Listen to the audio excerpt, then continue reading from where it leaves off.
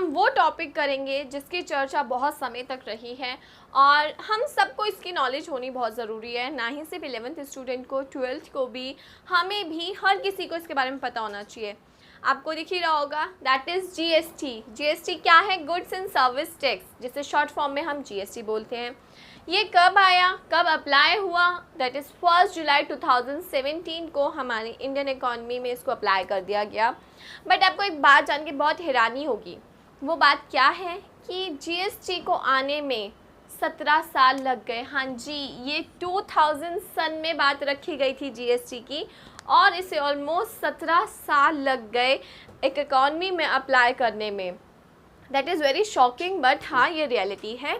तो जीएसटी के बारे में थोड़ा सा और जानते हैं। इस वीडियो में हम जीएसटी के बारे में सीखेंगे, जीएसटी क्या है, कैसे अप्लाई होता है। तो इसके मीनिंग से स्टार्ट करते हैं।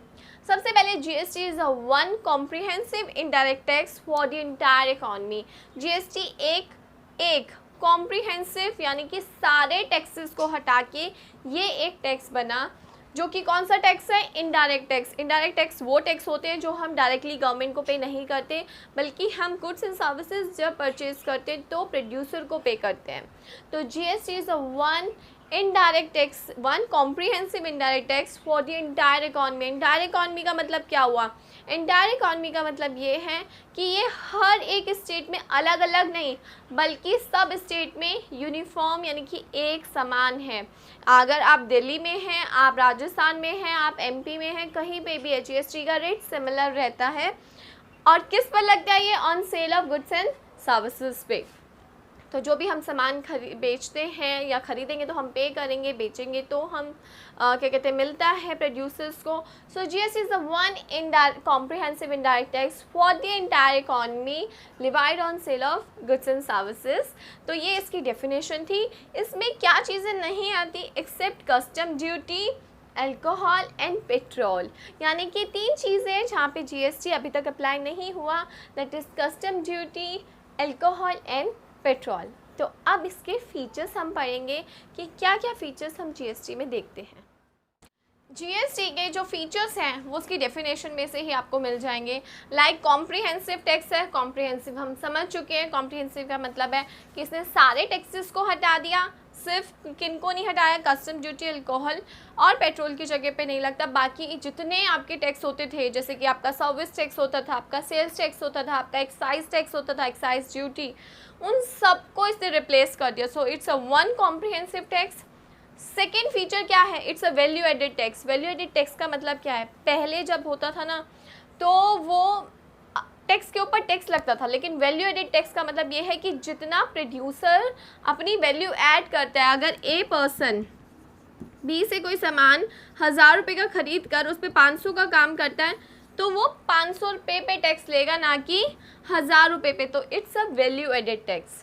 ठीक है। GST paid is not cost, यानी कि अगर बी ने जब 1000 रुपये का सामान खरीदा तो जो उसने टैक्स दिया, सपोज कीजिए उसने 100 रुपये टैक्स दिया होगा इसको, अब वो सामान इसके लिए 1100 का है, लेकिन नहीं, वो इस 100 को कॉस्ट नहीं ट्रीट करके चलेगा।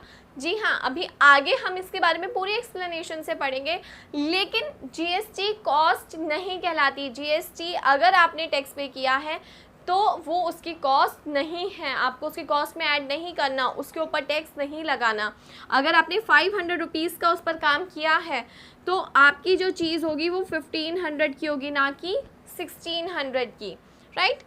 थर्ड है GST paid is not cost, हो गया। एंड यूनिफॉर्म रेट, यानी कि इसका मतलब क्या हुआ? यूनिफॉर्म रेट का मतलब ये होता है कि जीएसटी हर स्टेट में सेम रहता है। हर स्टेट यानी कि चाहे एमपी, राजस्थान, दिल्ली, कहीं की भी बात कीजिए, पंजाब, सेम यूनिफॉर्म रेट है, जैसा कि हम पढ़ चुके हैं। तो उसकी डेफिनेशन से ऑलमोस्ट हमारे फीचर्स निकल के आ गए। अब हम पढ़ेंगे क्या ऑब्जेक्टिव था, आखिर गवर्नमेंट जीएसटी को लेके क्यों आई। तो ऑब्जेक्टिव क्या है जीएसटी लाने के, क्यों ये जीएसटी इंडियन इकॉनमी में अप्लाई किया गया? तो सबसे पहले डेवलपिंग अ कॉमन नेशनल मार्केट। इसका मतलब एक ऐसी नेशनल मार्केट क्रिएट करना जहाँ पे जीएसटी का रेट सब जगह क्या हो? सिमिलर हो। जिससे अगर कोई बंदा बिजनेस कर रहा है तो उसको अलग अलग रेट मेंटेन करके चलने की ज़रूरत ना हो, सेम रेट है हर जगह का, हर एक स्टेट का। तो इसलिए हमारे लिए जीएसटी लाना बहुत ज़रूरी था, to develop a common national market.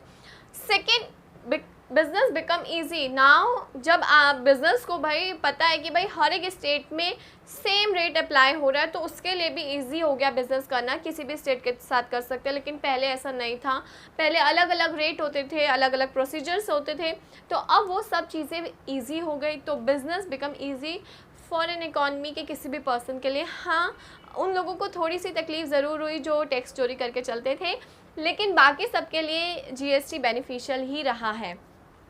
Third one is no cascading effect.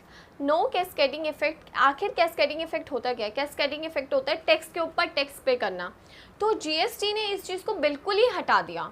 कैसे हटा दिया, एक एग्जांपल के थ्रू समझाती हूँ, क्योंकि ये मैंने हाईलाइट भी इसीलिए किया है क्योंकि ये मेन है जीएसटी का, कि भाई टैक्स के ऊपर अब हमें टैक्स देने की ज़रूरत नहीं है, जिसकी वजह से हमारी चीज़ें जो है ना और सस्ती हो जाती हैं।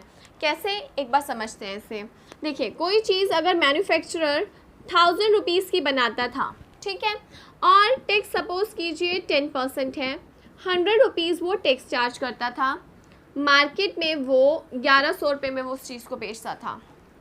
अगर होलसेलर उस बंदे से सामान खरीदता मैन्युफैक्चरर से, तो 1100 रुपये में ख़रीदा, वो अपना भी थोड़ा प्रोसेसिंग और प्रॉफिट मार्जिन रख के 300 रखा, तो 1400 की चीज़ उसको पड़ी। उसने कहा कि भाई 1100 की तो मैं ख़रीद के लाया हूँ, अपनी प्रोसेसिंग फ़ीस और प्रॉफिट मार्जिन 300 रखने के बाद 1400। अब वो मार्केट में उसको जब बेचेगा रिटेलर को, तो टैक्स चार्ज करेगा कितना? 10%। तो 1400 का 10% हुआ 140। तो 140 करने के बाद चीज़ पड़ेगी 1540 की, ठीक है। गवर्नमेंट को कितना टैक्स मिल गया? 240 मिल गया। एक तो 100 रुपीज़ जो इसने पे करे थे, मैन्युफैक्चरर ने पे करे होंगे, ठीक है, और होलसेलर को मिले 140, तो होलसेलर ने पे करे होंगे, ठीक है। चीज़ की वैल्यू कितनी हो गई? 1540। अब इसको अगर मैं आगे और भी कंटिन्यू करूं कि रिटेलर के पास जाएगा और उसके बाद वो कंज्यूमर के पास आते आते ऑलमोस्ट चीज़ की वैल्यू 2000 हो जाएगी, ठीक है। लेकिन जीएसटी ने इसको किस तरीके से सॉल्व किया? देखिए, मैन्युफैक्चरर, इसको थोड़ा सा ऊपर लिखते हैं, मैन्युफैक्चरर ने 1000 रुपीज़ था, ठीक है, 100 रुपये टैक्स लिया मैन्युफैक्चरर ने, 1100 रुपये में उसने बेचा। अब होलसेलर को वो चीज़ पड़ी 1100 की, राइट, लेकिन होलसेलर अपने टैक्स को इंक्लूड नहीं करता कॉस्ट में, इसलिए हम टैक्स को हटा देंगे। चीज़ वो कहेगा मुझे कितने की पड़ी? 1000 रुपये की ही पड़ी है।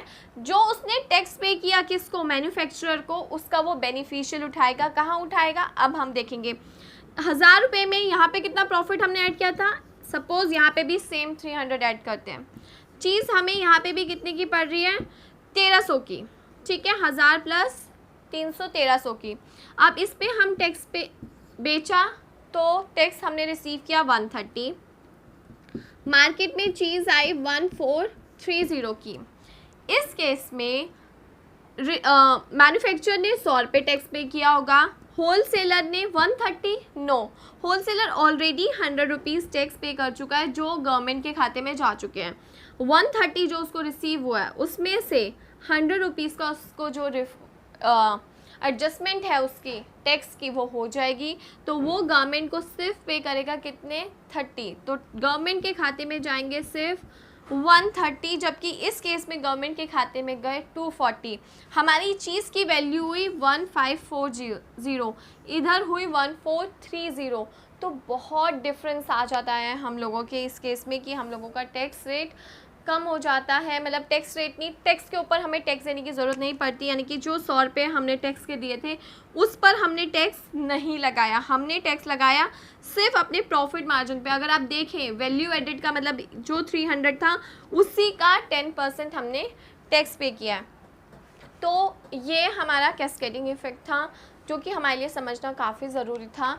इसके बाद है to simplify indirect tax regime.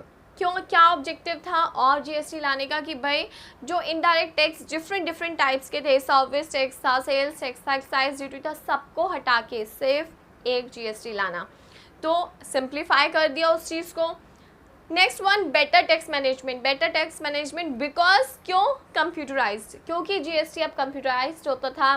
सारी चीज़ें आपको कंप्यूटर से ही करनी है, सब कुछ फीड आपको कंप्यूटर में करना है, कैलकुलेशन आपकी कंप्यूटर में होगी। तो आप टैक्स मैनेजमेंट इजी हो गया। उसकी वजह से क्या फ़ायदा हुआ, देखिए गुड्स बिकम चीपर, वो तो कैस्केडिंग इफेक्ट का इफेक्ट है कि हमने देख लिया गुड्स बिकम चीपर हो गए हम लोगों के।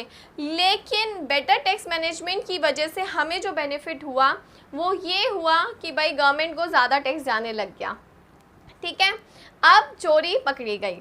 उसके बाद है अट्रैक्ट फॉरेन इन्वेस्टर। जब जीएसटी सिमिलर नेचर का हो गया तो फॉरेन इन्वेस्टर्स भी इंटरेस्टेड हुए कि भाई अब इसको अंडरस्टैंड करके चलना इजी है, क्योंकि पहले आप अलग अलग रेट जीएसटी के होते थे हर एक स्टेट में, हर जगह उसको रजिस्टर्ड कराना। अब ऐसी नीड नहीं है क्योंकि सिमिलर रेट है, तो बिज़नेस करना अब इजी हो गया। तो फॉरेन इन्वेस्टर्स भी जो है अट्रैक्ट हुए इंडियन इकॉनमी की तरफ। एंड अपलिफ्टिंग जीडीपी मतलब ग्रॉस डोमेस्टिक प्रोडक्ट, यानी कि क्योंकि कंप्यूटराइज्ड होने की वजह से ये बेनिफिट एक्चुअल में मिला है हमें, क्योंकि कोई भी अब मतलब कह सकते हैं ना कि छुपा के नहीं चल सकता, कंप्यूटर में सब कुछ फीड करके आपको चलना ही पड़ेगा हर एक ट्रांजैक्शन को। तो जीडीपी यानी कि जितना भी हमारे इकॉनमी में प्रोडक्शन होता था सब कुछ रिकॉर्ड किया जाता था, जिसकी वजह से ग्रॉस डोमेस्टिक प्रोडक्शन जो है एक्चुअल में जितनी होती है वो हमें पता लग पाए। तो अपलिफ्टिंग जीडीपी, सो ये जो थे वो नॉर्मली मतलब आप अगर एक इकॉनमी में देखोगे तो ये सारे बेनिफिट्स हमें जीडीपी से मिले हैं। तो ये रीज़न था जीडीपी को लाने का। अब हम पढ़ेंगे आगे।